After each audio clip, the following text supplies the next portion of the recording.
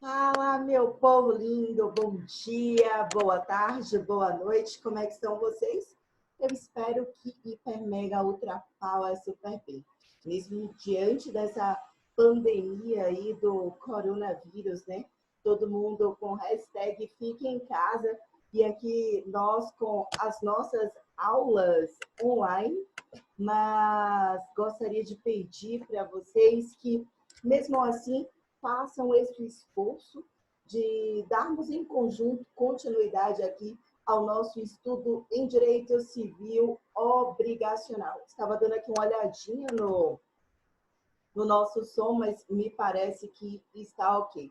Amores, para quem não me conhece, eu sou a professora Ingrid Chio Salles, sou professora de Direito Civil, Direito Processual Civil, Direito do Trabalho e também Direito Processual do Trabalho. A ideia da nossa aula é justamente para alunos de segundo semestre da UNEC, em Nanuque, Minas Gerais. Bom, nós iremos então tratar aqui, neste início, do primórdio do que seja o direito das obrigações. Meus amores, é por isso, vou escrever aqui no nosso chatzinho para que você possa me acompanhar, você que está em casa. É por isso que nós iremos tratar aqui do conceito, neste momento, nós iremos tratar do conceito de obrigação, ok? E aí, muita gente acaba me perguntando, como é que eu faço para conceituar o que seja uma obrigação? Amores, preste atenção. Deixa eu só ajeitar aqui. O que é uma obrigação?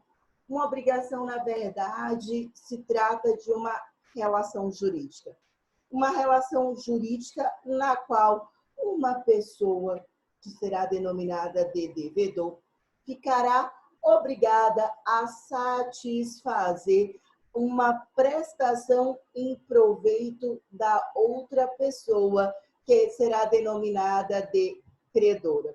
Então, perceba que o conceito do que seja...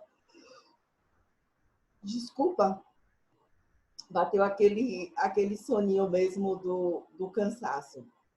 O conceito do que seja uma obrigação é você lembrar. O que é uma obrigação? Simples. Ora, uma obrigação se trata de uma relação jurídica de um devedor que deve satisfazer, ele vai satisfazer em proveito do credor. Ele vai satisfazer em proveito do credor uma prestação. Ok? Essa obrigação pode ser uma obrigação de dar, a gente vai estudar as classificações da obrigação, uma obrigação de fazer, uma obrigação de não fazer, uma obrigação de entregar coisa certa, de entregar coisa incerta, vai depender do tipo de obrigação que é estabelecida. Bom, nós conceituamos o direito obrigacional, o que seja uma obrigação. A partir de agora, eu quero que você escreva aí objeto, isso mesmo. Eu quero que você escreva objeto. Qual o objeto da obrigação? Que a gente conhece como objeto aquilo que o professor Cristiano Chaves de Farias e também o professor Nelson Rosenwald acabam defendendo como objeto da obrigação. E eu quero que vocês coloquem o seguinte: o objeto da obrigação nada mais é do que a prestação. A prestação de per si, a prestação por si só. Essa prestação é a prestação que pode consistir em entregar coisa, dar coisa, né? Uma obrigação de dar coisa, fazer ou deixar de fazer algo. Então, pode ser uma obrigação de fazer, uma obrigação de não fazer, que importa variavelmente em uma ação. Só que essa ação, bebê, pode ser uma ação positiva, né? Ou pode ser uma ação negativa. O que é uma ação negativa? A verdadeira omissão. Beleza? Tranquilos até aqui? Então, o que é o nosso objeto? É uma prestação. Uma prestação de dar, uma prestação de fazer, uma prestação de não fazer, uma prestação de entregar algo, ok? Que vai importar variavelmente em uma ação, seja uma ação positiva ou uma ação negativa.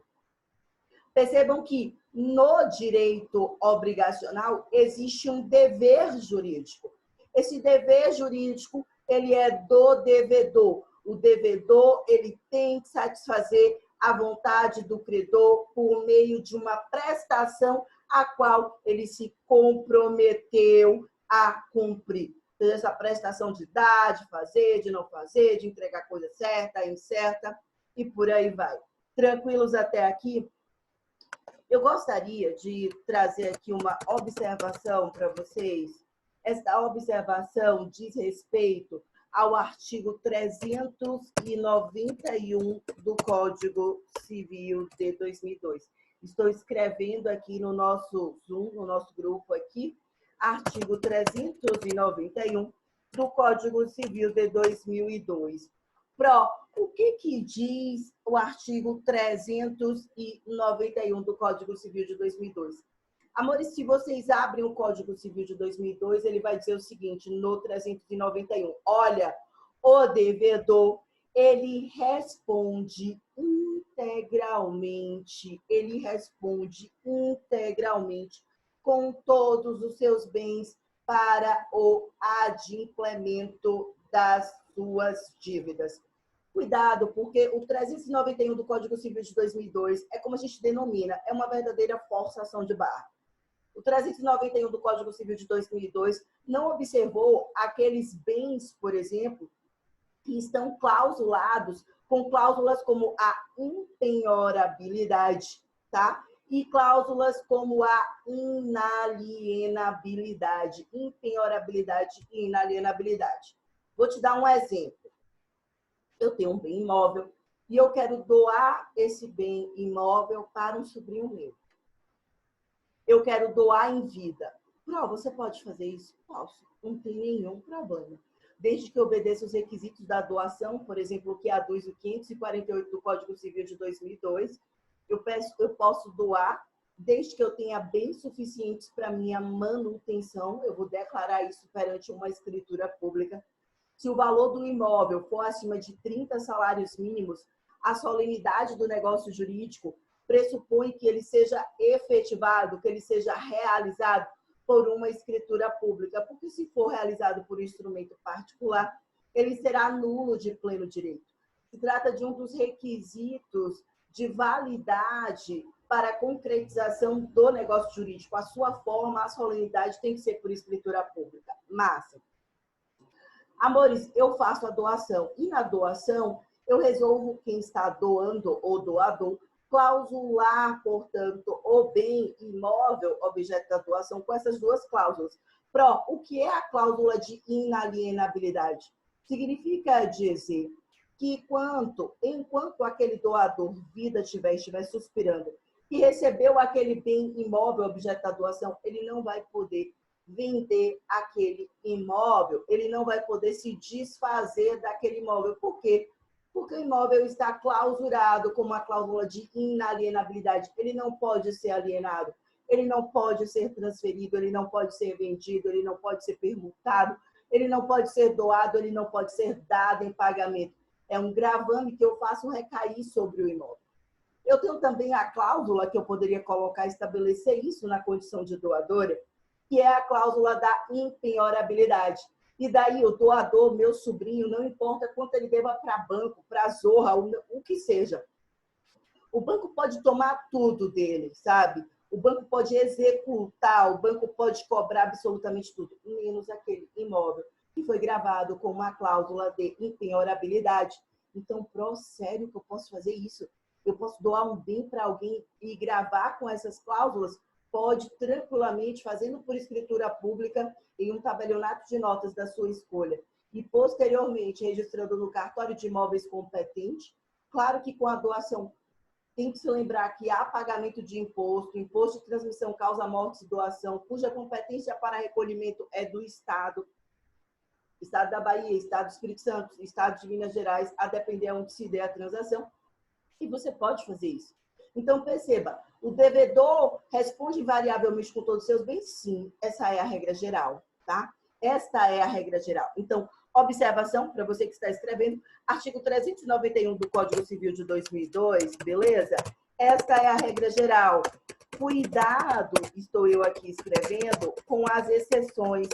Porque se há uma coisa que a nossa prova gosta, é de quê, bebê? É de quê, pai e mãe? É das exceções. E como exceções, a gente tem os imóveis que são impenhoráveis por lei. Quando eu estou falando desses bens imóveis que são impenhoráveis por lei, eu estou falando da lei da impenhorabilidade do bem de família. Por exemplo, a lei 8.009 de 90. Deixa eu só escrever aqui. A lei 8.009/90. Essa lei fala da impenhorabilidade do bem de família, aquele bem que é destinado para moradia exclusiva da família. Ele não pode ser penhorado, tá? Inclusive para pagamento de dívidas trabalhistas, para pagamento, tudo tem suas exceções, mas para pagamento de dívidas perante o banco, perante credores, não vai poder ser penhorado. Chama-se Lei de Impenhorabilidade do Bem de Família. Gravem essa lei. A outra situação são as cláusulas, que foi o exemplo que eu citei há pouco, cláusulas de impenhorabilidade e de inalienabilidade, beleza? Gravem essas cláusulas. Se eu faço uma doação, eu posso clausular e, portanto, eu posso restringir o uso do bem objeto da doação. Isso é muito, mas muito importante, beleza? Portanto, quando a gente está falando aí da lei de impenhorabilidade do bem de família, em virtude do princípio da solidariedade, é válido ressaltar, o devedor nem sempre vai responder integralmente com todos os seus bens, tá? Além disso, a gente ainda poderia falar do incidente de desconsideração da personalidade jurídica. Incidente de desconsideração da personalidade jurídica? Sim. Olha que coisa interessante. Se o devedor for uma pessoa jurídica, para que se possa desconsiderar a personalidade jurídica, ou seja, o devedor, a empresa Gil Salles Limitada, é uma pessoa jurídica, tem CNPJ, ela não possui bens ou patrimônio ali suficientes para pagar, para quitar as dívidas. O que a gente faz? A gente ingressa com o denominado incidente de desconsideração da personalidade jurídica, tá certo? Incidente de desconsideração da personalidade jurídica. Amores, esse incidente de desconsideração da personalidade jurídica, ele está previsto e ele sofreu alteração recentemente. Quando eu digo recentemente, é recentemente mesmo. No ano de 2019, no artigo 50 do Código Civil de 2002.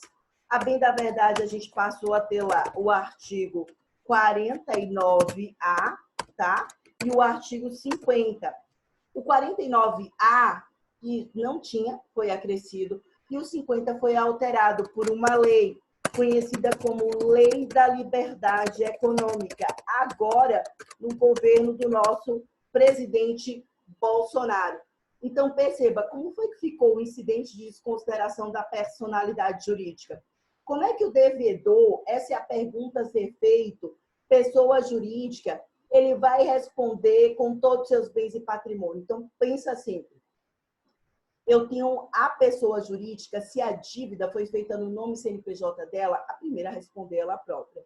Se ela não possui bens nem patrimônio suficiente, eu ingresso com esse incidente de desconsideração da personalidade jurídica. eu posso já ingressar com o mesmo desde a petição inicial. E aí, pensa, meu povo lindo, eu estou falando de processo civil e um processo eu já posso ingressar na petição inicial. Ou então eu posso, posteriormente, trazer uma petição apartada aos autos, que a gente vai denominar propriamente dito de incidente de desconsideração da personalidade jurídica. Para isso, eu tenho que alegar, pelo menos, a ocorrência de duas coisas. O que, minha pró? Ou que houve o desvio de finalidade da empresa, ou que ocorreu uma confusão patrimonial. Beleza? Cuidado com isso. Ou eu vou dizer que houve o desvio de finalidade da empresa ou verdadeiramente uma confusão patrimonial. Vou abrir aqui rapidinho o nosso Código Civil, a Lei 10.406, de 10 de janeiro de 2002, e mais do que o 49A, o artigo 50, você pode me acompanhar aí com o seu Código Civil aberto, ele diz assim, olha, em caso de abuso, artigo 50, tá, bebê? Artigo 50, bora, abre aí, do Código Civil de 2002, diz assim, em caso de abuso de personalidade jurídica, caracterizado pelo desvio de finalidade ou pela confusão patrimonial, poderá o juiz, a requerimento da parte ou do Ministério Público, quando lhe couber intervir no processo, desconsiderá-la para que os efeitos de certas determinadas relações de obrigações sejam estendidos aos bens particulares de administradores ou de sócios da pessoa jurídica, beneficiários direto ou indiretamente pelo abuso. A gente até brinca que com a lei da liberdade econômica ficou muito mais difícil desconsiderar a personalidade jurídica, porque eu tenho que provar que houve ou desvio de finalidade ou a confusão patrimonial, e agora eu tenho mais um requisito.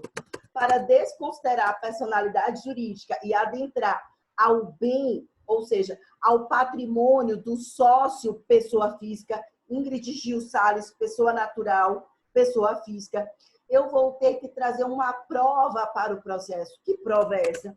A prova de que a sócia Ingrid Gil, ela foi beneficiada. Você percebeu? Então, eu vou ter que demonstrar, olha, o capital da Ingrid era X, pessoa física, agora o capital dela é Z. Olha como o patrimônio dela aumentou com essa confusão patrimonial. Olha o tanto de imóvel que ela saiu adquirindo, ela, pessoa física, colocou tudo no nome dela, pessoa física, mas conseguiu tudo isso com a empresa, PJ. Tá entendendo? E aí, quando a gente vai para o parágrafo 1º do artigo 50, ele diz assim, para os fins do disposto neste artigo, o desvio de finalidade é a utilização da pessoa jurídica com o propósito de lesar credores e para a prática de atos ilícitos de qualquer natureza. Então, eu só posso considerar como desvio de finalidade se o ato cometido pela empresa, ela objetivou lesionar algum credor. Então, tem que ser um ato específico em que se percebe essa má-fé e uma consequência prática de um prejuízo real, concreto para o credor. Não é a possibilidade, não é a ameaça de um prejuízo. Você consegue compreender isso? É concreto. O prejuízo foi esse para aquele credor, para aquela empresa tal. Ou a prática de atos que a lei considera como ilícitos, como sonegação de impostos, etc. e tal, tá? O parágrafo 2º, por sua vez, do artigo 50, ele diz, entende-se por confusão patrimonial a ausência de separação de fato entre os patrimônios, caracterizada por 3 hipóteses, né? A confusão patrimonial, eu tenho aquela mistura entre o bem do que é o sócio pessoa física e o patrimônio do que é o sócio pessoa física com o bem e o patrimônio do sócio pessoa jurídica. De tal sorte que eu não sei, sabe quando você não sabe se isso já é da empresa ou se isso já é da pessoa física? Você começa a receber ali no caixa, você começa a fazer pagamento da pessoa física com o caixa da pessoa jurídica e você já não sabe mais o que é do que? Pois é. E aí o inciso 1 do parágrafo 2º do artigo 50 diz assim, cumprimento repetitivo pela sociedade de obrigações do sócio ou do administrador, vice-versa, aquela empresa que a mesma obrigação, o INSS e a FGTS paga a mesma obrigação 2, 3 vezes. Pensa aí que loucura, a confusão tá tanta, o cara tá pagando 2, 3 vezes a mesma coisa. Inciso 2, transferência de ativos ou de passivos sem efetiva contraprestação, exceto os de valor proporcionalmente significante. Então, pensa que a empresa está começando a se desfazer de seus bens, doando imóveis de forma gratuita, ou até vendendo, mas vendendo por um valor muito vil, por um valor muito abaixo do mercado, e você começa a desconfiar. Isso tudo é para depois não ter patrimônio para pagamento da dívida, tá? O inciso 3 diz outros atos de descumprimento da autonomia patrimonial. Então, quando a pessoa jurídica acaba perdendo essa autonomia, que é justamente a ideia do que seja uma pessoa jurídica. Então, amores, percebam, qual é a observação que eu faço com 391 do Código Civil de 2002? Qual é a bendita da pegadinha na hora da prova? Porque diz assim, de acordo com o artigo 391 do Código Civil de 2002, o devedor sempre responderá integralmente com todos os seus bens pelas dívidas constituídas. Sempre. Mentira. Não é sempre. A regra geral é que ele responde com todos os seus bens. Mas existem exceções, como a lei da impenhorabilidade do bem de família. Eu posso dever tudo. Eu posso ter que ter ali uma penhora, um arresto, um sequestro. O banco leva de volta o meu bem, os meus bens imóveis, carros, obras de artes, beleza. Mas pelo menos o meu local de moradia, ele é impenhorável. Local de moradia do devedor e de sua família é impenhorável. Então, aqui onde eu moro, ele não vai poder tocar. Ele vai poder levar seu segundo apartamento, sua terceira, sua quarta casa, seus carros, seus cavalos, tudo. Mas pelo menos um teto para morar eu terei. É a ideia do princípio da solidariedade. Ou quando você pensa que em algumas transações, como eu dei exemplo, de uma doação por escritura pública, o doador ele pode constituir ônus, gravames sobre os bens. E ele constitui uma cláusula de inalienabilidade e impenhorabilidade.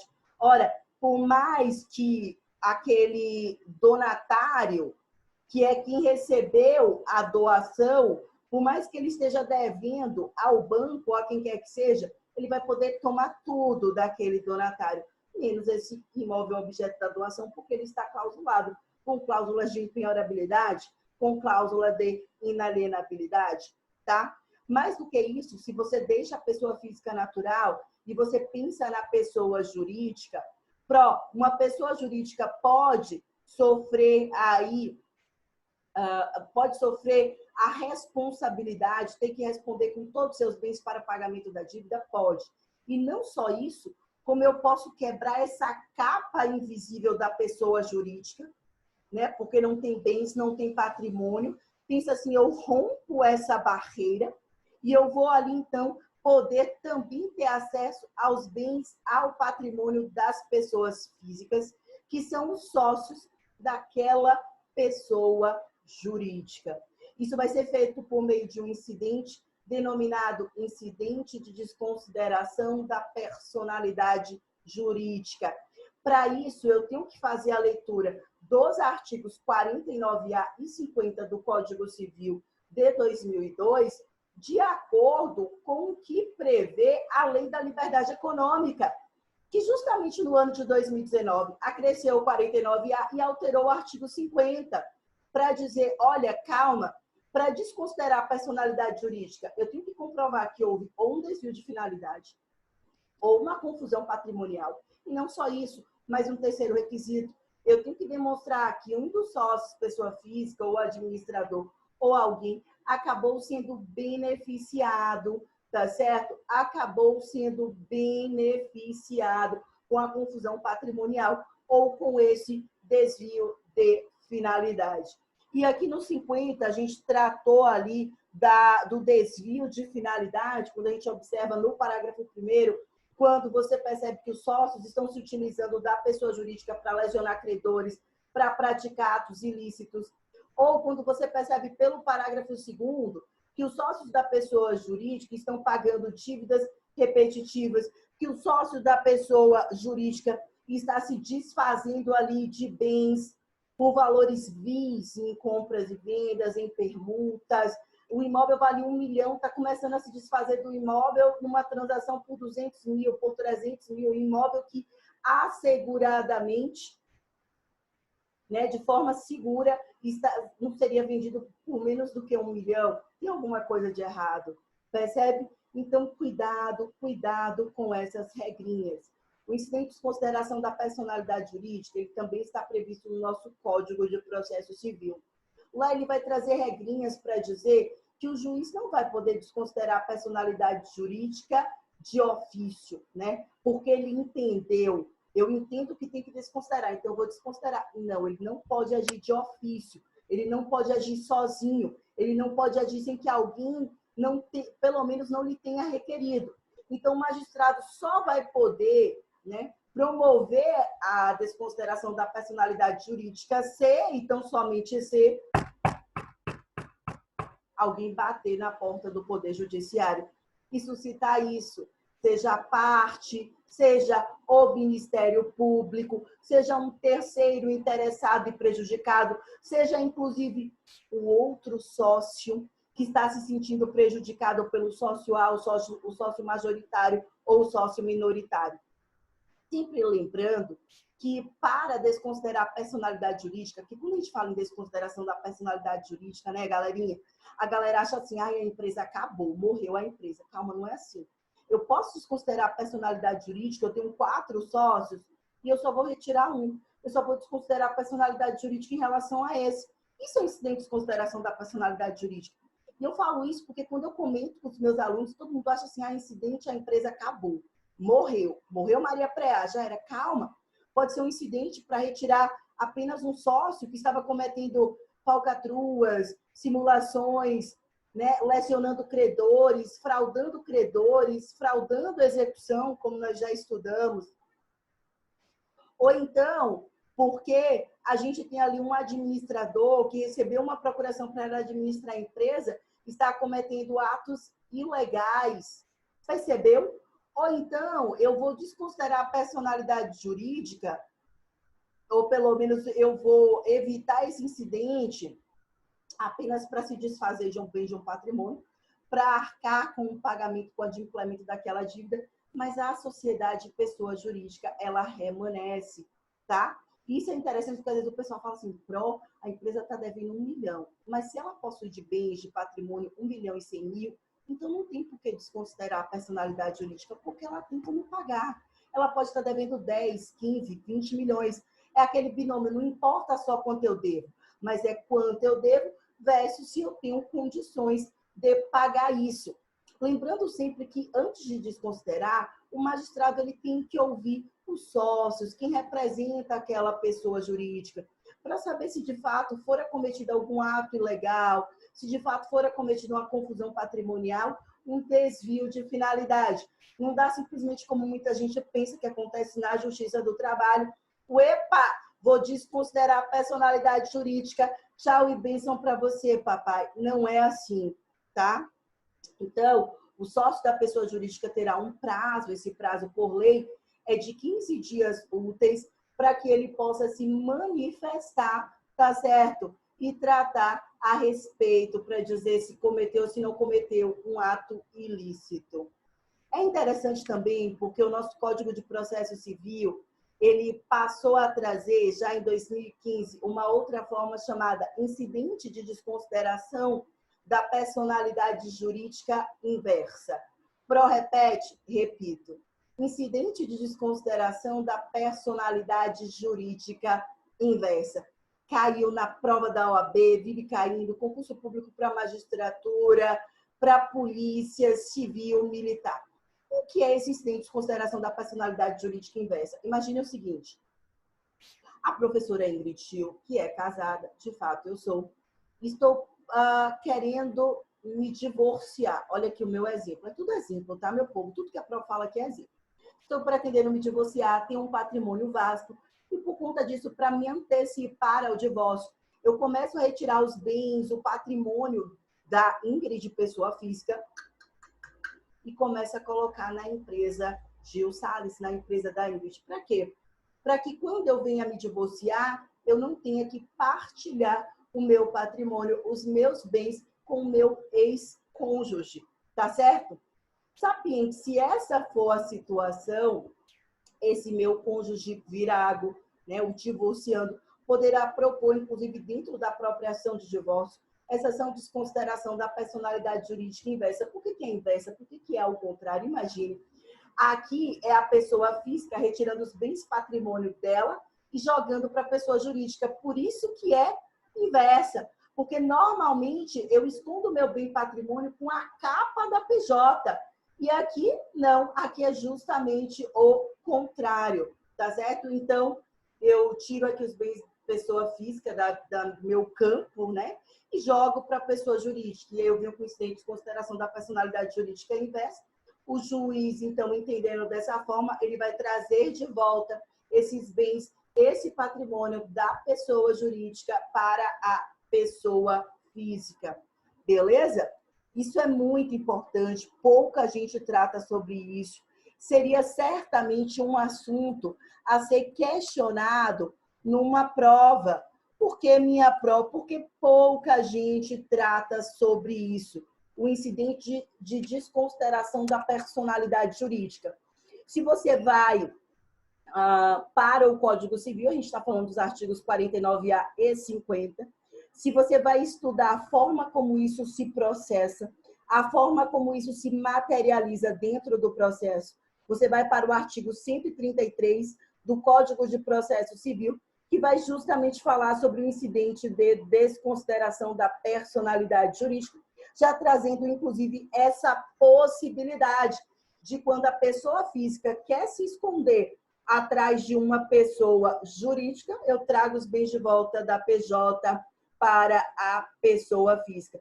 Lembrando que o incidente de desconsideração não caia nessas pegadinhas, tá? Pelo amor de Deus. Não existe incidente de desconsideração automático. Eu sempre tenho que ouvir as partes, inclusive para oportunizar o contraditório, a ampla defesa, o devido processo legal. E aí você pensa na aplicabilidade do artigo 5º, inciso 54, 55 e 56 da Constituição Federal de 1988, beleza? O juiz não pode agir de ofício, ele não tem poderes para isso, né? Ele vai sofrer aí o princípio da inércia, ele tem que ficar quietinho, paradinho, aguardando que alguém provoque o poder judiciário para que ele exerça essa tutela, a tutela de dizer se vai desconsiderar ou não a personalidade jurídica. Sucesso? Esse é um assunto que precisa cada vez mais da leitura da letra da lei. Não deixem de qualquer coisa repetir aqui a aula e assistir. Aguardo vocês aqui na nossa próxima aulinha. Me aguarda, meu povo. Beijos.